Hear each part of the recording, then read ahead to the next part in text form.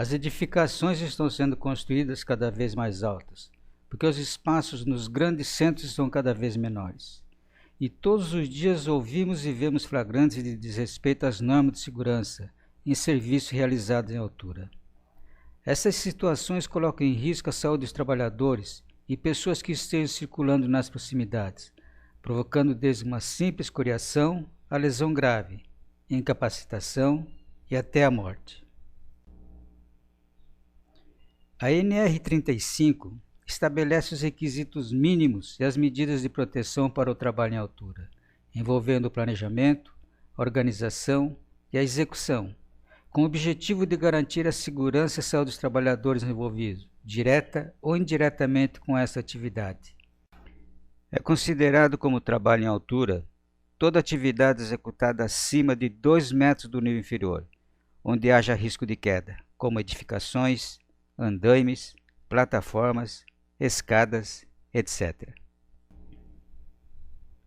Outro detalhe importante é quanto à definição de trabalho em altura, pois é comum lembrarmos apenas dos trabalhos acima do nível do solo. Porém, trabalhos abaixo do nível do solo também devem ser considerados como trabalho em altura, podendo ser chamados de trabalhos verticais, ao invés de trabalho em altura, como serviços em escavações, poços, silos, etc. As áreas que oferecem mais riscos de quedas são os telhados, fachadas, escadas móveis, andaimes, áreas confinadas, beirais, ancoragens críticas, etc. É importante lembrar que para a realização de trabalho em altura, o trabalhador deve possuir atestado de saúde ocupacional, ASO, constando o exame de eletroencefalograma, informando que o trabalhador está apto para executar a atividade, cuja validade é de 6 meses, devendo constar no crachá do trabalhador. O trabalhador deverá possuir idade entre 21 e 45 anos e biotipo adequado. Ser especializado no trabalho em que for executar, bem como estar familiarizado com os equipamentos inerentes ao serviço. É obrigatório o uso de cinto de segurança tipo paraquedista, com duplo talabarte, para todo serviço em altura. Todos os trabalhadores em serviço em altura devem utilizar este capacete com jugular, utilizar roupas adequadas ao trabalho executado, não sendo permitido o uso de sandálias e chinelos, usar o cinto porta-ferramentas ou bolsa própria para guardar e transportar ferramentas manuais.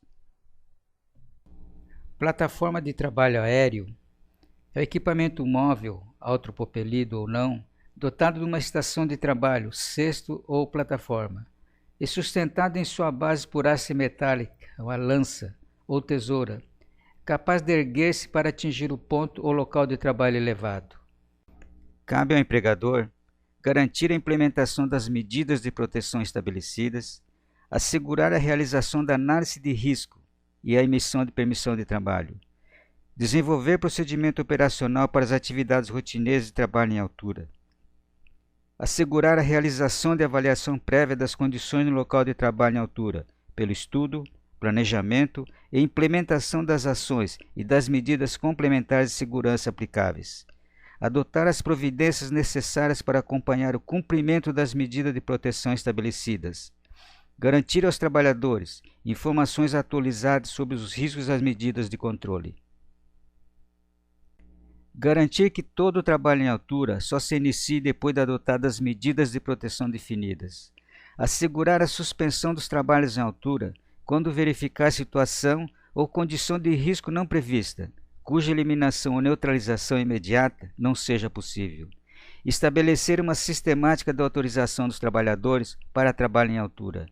Assegurar que todo o trabalho em altura seja realizado sob supervisão. Assegurar a organização e o arquivamento da documentação prevista nesta norma. Cabe aos trabalhadores cumprir as disposições legais e regulamentares sobre trabalho em altura, inclusive os procedimentos pedidos pelo empregador. Colaborar com o empregador na implementação das disposições contidas nesta norma. Interromper suas atividades, exercendo o direito de recusa, sempre que constatar evidências de riscos graves e iminentes para a sua segurança e saúde ou a de outras pessoas, comunicando imediatamente o fato ao seu superior.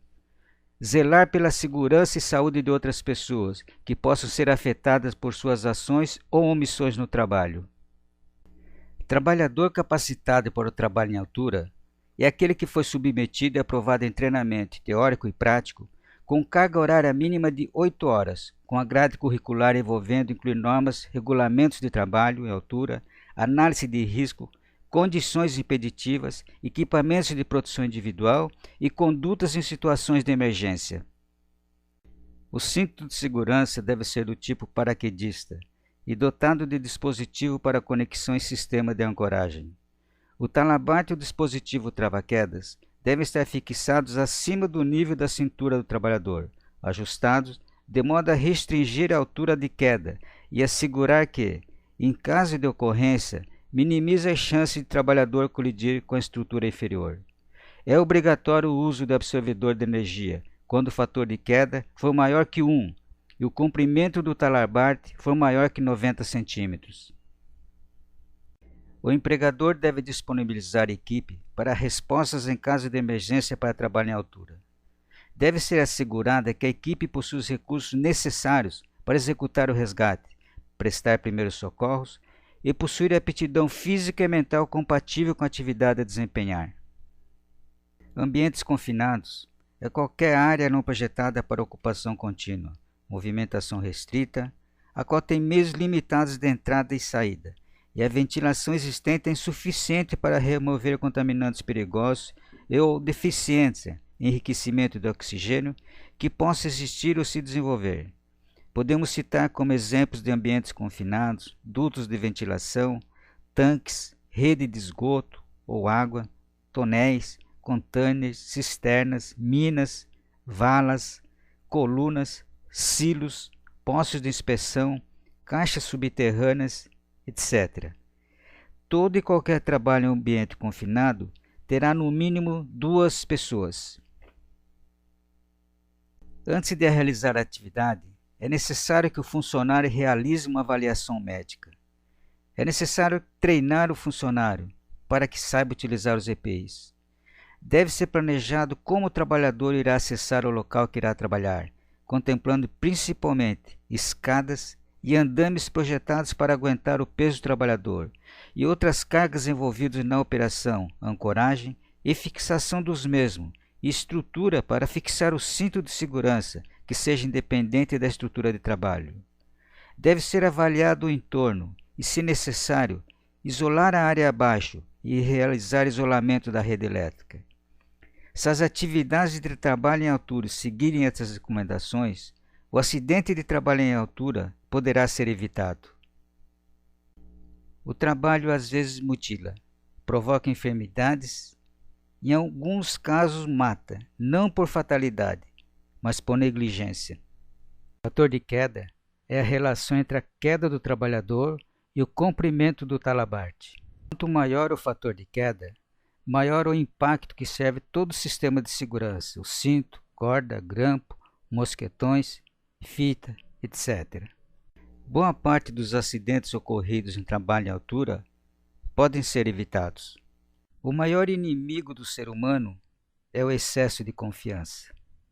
Perder o medo nos leva a arriscar mais. O medo nos faz ter mais cautela em certos momentos. O medo pode se tornar um bom aliado. Pense nisso.